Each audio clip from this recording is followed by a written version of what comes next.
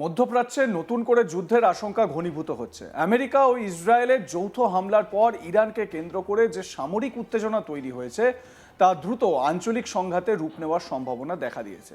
এই উত্তেজনার মধ্যে পাকিস্তানও নতুনভাবে আলোচনায় উঠে এসেছে, কারণ সৌদি আরবিয়ার সঙ্গে তাদের একটি ন্যাটো ধাঁচের দ্বিপাক্ষিক প্রতিরক্ষা চুক্তি রয়েছে, যা প্রয়োজনে পাকিস্তানকে সরাসরি সংঘাতে জড়িয়ে ফেলতে পারে। পাকিস্তানের বিদেশ মন্ত্রী ইশাক দার সম্প্রতি বলেছেন যে তিনি ইরানকে সতর্ক করেছেন, যদি সৌদি আরবিয়ার উপর বড় ধরনের হামলা হয় তাহলে সেই প্রতিরক্ষা চুক্তি কার্যকর হতে পারে। এই মন্তব্য আন্তর্জাতিক কূটনীতিতে নতুন প্রশ্ন তুলেছে। পাকিস্তান কি সত্যি ইরানের বিরুদ্ধে যুদ্ধে নামবে? আর যদি নামেই, তাহলে মধ্যপ্রাচ্য ও দক্ষিণ এশিয়ার নিরাপত্তা পরিস্থিতি কতটা বদলে যেতে পারে? গত কয়েক বছরে ইরান, আমেরিকা ও ইসরায়েলের সম্পর্ক ক্রমাগত উত্তেজনাপূর্ণ হয়ে উঠেছে। পারমাণবিক কর্মসূচি, আঞ্চলিক প্রভাব বিস্তার এবং বিভিন্ন প্রক্সি গোষ্ঠীর সমর্থন, এই সব কিছু মিলিয়ে ইরানকে পশ্চিমের শক্তিগুলো দীর্ঘদিন ধরেই একটি বড় নিরাপত্তা চ্যালেঞ্জ হিসেবে দেখছে।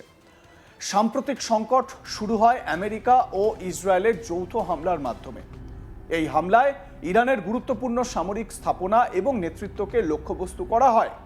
এই আক্রমণের পর ইরান পাল্টা প্রতিক্রিয়া জানাতে শুরু করে এবং অঞ্চল জুড়ে আমেরিকার ঘাঁটি, কূটনৈতিক স্থাপনা এবং জ্বালানি অবকাঠামো লক্ষ্য করে হামলা চালানোর অভিযোগ ওঠে। এর জেরে সংঘাত শুধু ইরান ও আমেরিকা বা ইসরায়েলের মধ্যে সীমাবদ্ধ থাকেনি, বরং দ্রুত মধ্যপ্রাচ্যের বিভিন্ন দেশে ছড়িয়ে পড়েছে। এই উত্তেজনার মধ্যে সৌদি আরবিয়া একটি গুরুত্বপূর্ণ লক্ষ্যবস্তুতে পরিণত হয়েছে। ইরানের সঙ্গে বহু বছর ধরে সৌদির প্রতিদ্বন্দ্বিতা রয়েছে। মধ্যপ্রাচ্যে প্রভাব বিস্তার, ধর্মীয় নেতৃত্ব এবং বিভিন্ন আঞ্চলিক সংঘাতে বিপরীত অবস্থান, সব মিলিয়ে দুই দেশের সম্পর্ক ঐতিহাসিকভাবে উত্তেজনাপূর্ণ। সাম্প্রতিক ঘটনাগুলোর মধ্যে সবচেয়ে আলোচিত ছিল সৌদি আরবিয়ার বৃহত্তম তেল সংশোধনাগারগুলোর একটি রাস তানুরা সংশোধনাগারে হামলা।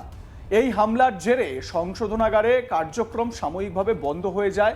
তাছাড়া রিয়াদে অবস্থিত আমেরিকার দূতাবাস এবং তার ভেতরে থাকা বিভিন্ন নিরাপত্তা স্থাপনাগুলোতে লক্ষ্য করা হয়, টার্গেট করা হয়, হামলা করা হয়।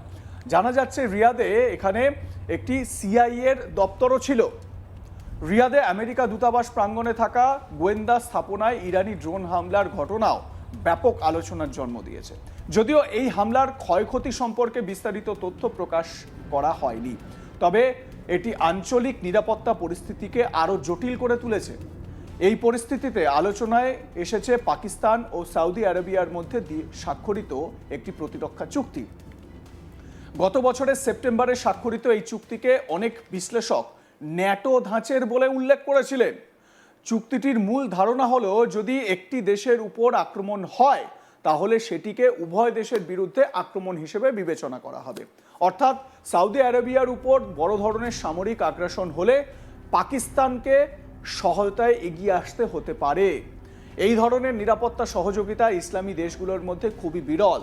অতীতে পাকিস্তান ও সৌদি আরবিয়া সামরিক সহযোগিতা করলেও এ ধরনের আনুষ্ঠানিক প্রতিরক্ষা চুক্তি ছিল না। এই চুক্তির ফলে দুই দেশের সম্পর্ক নতুন মাত্রা পায়। আর ঠিক এই জায়গা থেকেই প্রশ্ন উঠছে, তাহলে কি পাকিস্তান ইরানের বিরুদ্ধে যুদ্ধে সরাসরি অংশগ্রহণ করতে চলেছে? পাকিস্তানের বিদেশ মন্ত্রী ইশাক দার বলেছেন যে তিনি ইরানকে স্পষ্টভাবে জানিয়েছেন, সৌদি আরবিয়ার উপর ক্ষেপণাস্ত্র বা ড্রোন হামলা চালানো হলে পাকিস্তানের জন্য বিষয়টি গুরুত্বের সঙ্গে বিবেচনা করতে হবে। তার মতে এই প্রতিরক্ষা চুক্তি ইতিমধ্যেই কিছুটা প্রতিরোধক ভূমিকা পালন করেছে। তিনি দাবি করেন, উপসাগরীয় অঞ্চলের অন্যান্য দেশের তুলনায় সৌদি আরবিয়া কম হামলার মুখে পড়েছে। তবে এই মন্তব্য আন্তর্জাতিক মহলে ভিন্ন ধরনের প্রতিক্রিয়া সৃষ্টি করেছে। অনেকেই মনে করছেন পাকিস্তান মূলত একটি সতর্ক বার্তা দিয়েছে, সরাসরি যুদ্ধে নামার ঘোষণা দেয়নি। পাকিস্তানের বক্তব্যের পর ইরানও একটি গুরুত্বপূর্ণ শর্তের কথা উল্লেখ করেছে। তাদের দাবি, সৌদি আরবিয়ার মাটি যেন ইরানের বিরুদ্ধে আক্রমণের জন্য ব্যবহার করা না হয়। এই শর্তের মধ্যে একটি বড় কৌশলগত বার্তা রয়েছে, কারণ মধ্যপ্রাচ্যে আমেরিকার অনেক সামরিক ঘাঁটি সৌদি আরব এবং অন্যান্য উপসাগরীয় দেশে অবস্থিত রয়েছে।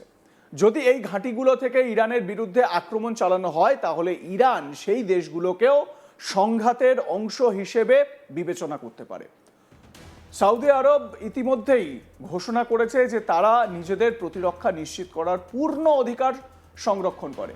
ক্রাউন প্রিন্স মোহাম্মদ বিন সলমনের সভাপতিত্বে অনুষ্ঠিত মন্ত্রিসভার বৈঠকের পর সৌদি প্রশাসন জানিয়েছে ইরানের আগ্রাসনের বিরুদ্ধে তারা প্রয়োজনে কঠোর প্রতিক্রিয়া জানাবে। সৌদি প্রেস এজেন্সির মতে সাম্প্রতিক সময়ে একাধিক ড্রোন আক্রমণ প্রতিহত করা হয়েছে। এই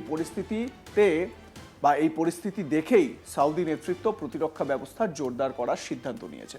যদিও পরিস্থিতি আরও খারাপ হয় এবং প্রতিরক্ষা চুক্তি বাস্তবে কার্যকর করা হয় তাহলে পাকিস্তান একটি কঠিন অবস্থায় পড়তে পারে।